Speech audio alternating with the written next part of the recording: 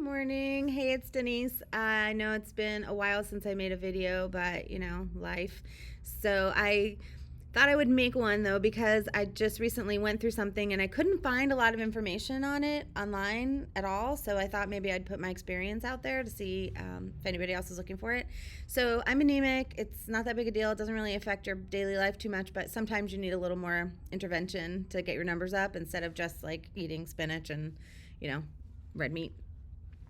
And so I've had iron infusions before, and if you've ever had an iron infusion or iron infusion therapy, it takes like 24 doses usually or something around there to get your numbers up. So like back in 2019, I did that. I went to the infusion center and I had, you're in and out in about an hour, but I had to go like 3 times a week, then twice a week, then once a week, then like once a month, and you kind of keep going back until your numbers are high enough, and then you maintain it for a little bit, and then you can, quit going and hopefully maintain it on your own. If you're going through that kind of iron infusion therapy, there's a lot you can find online. Tons of people have talked about their experiences, and they're all pretty much the same as mine. If anybody wants to hear my take on it, for sure, I'll tell you. But I had something very different this time, and when I looked for information, I really couldn't find any. I had the single dose Monoferric iron therapy. And it was amazing because my numbers were super low. If you are if you have anemia, numbers. My hemoglobin was like a 7. My ferritin was super low, and you have something in your blood called iron binding receptors, and they basically are like always floating around in your blood looking for the iron to grab onto to help your body create oxygen and do what it needs to do. So those numbers were like extremely high, like quadruple what they should be, and everything else was super low. Because it makes sense. If your receptors are looking for a certain thing in your blood and it just doesn't exist in your blood, it can't do its job. So everything was all out of whack. As far as symptoms, I was really breathless all the time, super short of breath, like really hard for me to do anything, super tired, like extreme fatigue, not just like, oh, I need a nap. Like I need a nap and then I want to keep sleeping until the next day, really bad. And then I also craved ice chips, which is a normal, for some reason, symptom of low iron. And I have super sensitive teeth, so that was fun. But I wanted like super icy drinks, and I wanted to just chonk on the ice like after, as I was drinking it. That was one thing I had to.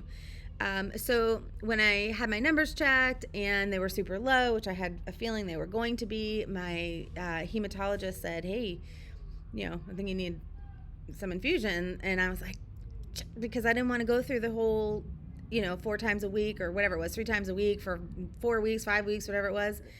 And he said, well, I've been here in a while, things have changed. And that's when he told me about Monopheric. So it's 1 dose, and you go 1 time, you get 1 dose, and it brings up your numbers. That's like a miracle. And then, of course, when he told me about it, he was like, well, we have this new treatment. And I was like, yes. And then he said, there's a couple things, though. It's really expensive. Not all insurance companies want to pay for it. And there's a shortage of it right now. I was like, that's great. I was so excited about it. And then he was like, but you can't have it.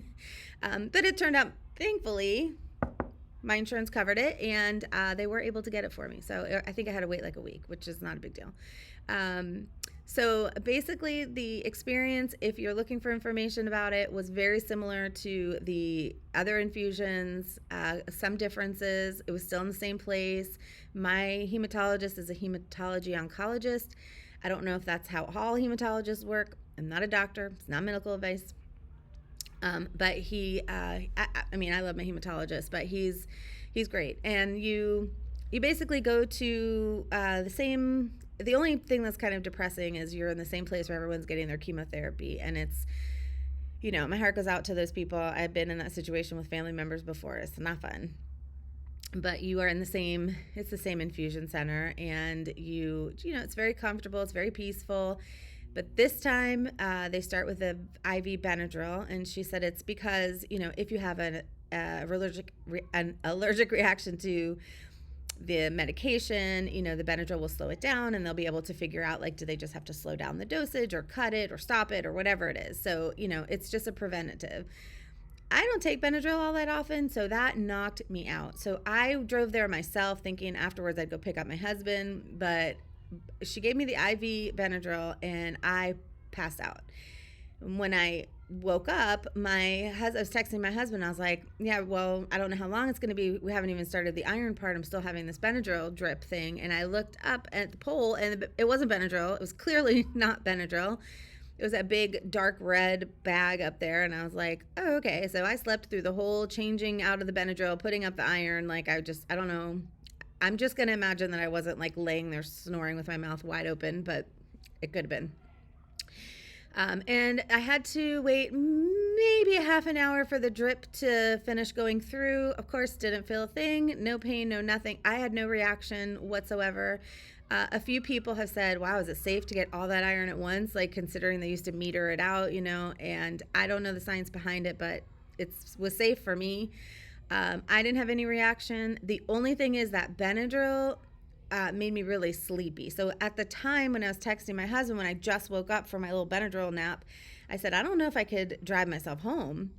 And so he Ubered to where I was, and then he drove home. But in all honesty, by the time the iron drip went through and I, sat there for a little bit, I was pretty coherent. I could have drove myself home, no problem. So if you have to drive yourself, you most likely will be okay, as long as you don't have any other complication. I mean, they didn't tell me I needed anyone to drive me home. It wasn't like that. And I was a rebel and drove myself. It wasn't like that at all.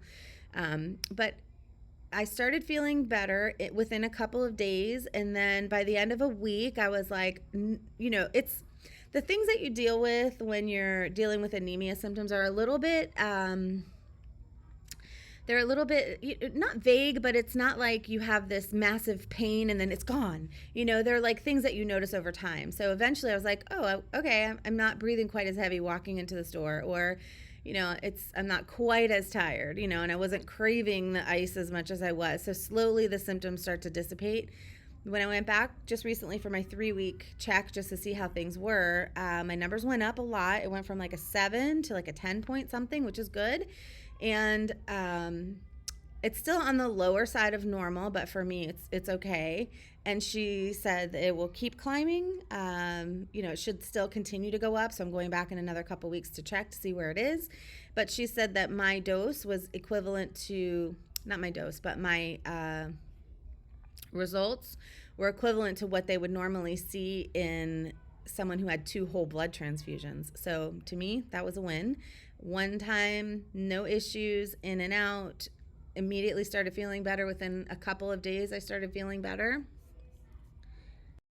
Okay, it's the next day. I got a little interrupted there at the end. I don't remember what happened, but I just wanted to finish up by saying, yes, I had no side effects. Everything was fine. I went through the whole thing without really an issue. I hope if you're facing it, you'll fare the same. I mean, it was so nice to just have one dose instead of going all those different times.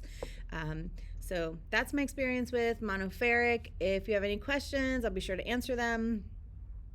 Did I mention? I don't remember because I didn't watch what I recorded yesterday, but the reason why I'm real concerned about my iron level, not just because, it shouldn't be where it is, but because I have to have surgery on my knee replacement. It needs to be replaced. I could tell you the story of that if anyone's interested, if you have any knee replacement concerns. So apparently I'm a medical channel. I'm really not. I don't want to be that person with all the medical issues. So I'm trying to clear them up now. But that's kind of what's going on. I had a knee replacement about a year ago, and it was my fault. Nothing my surgeon did. It wasn't my fault, but I did falls, and I need to have it replaced. Apparently, I'm like the 1 in a million person who actually breaks their knee replacement, because apparently it's very uncommon. Lucky me. So anyway, I hope that's helpful. If anyone has any questions, if any of the 32 people who subscribe to me have any questions about iron therapy or anemia or anything like that, and I can help you, for sure, leave a comment and I will answer the best I can. All right, friends, have a great day.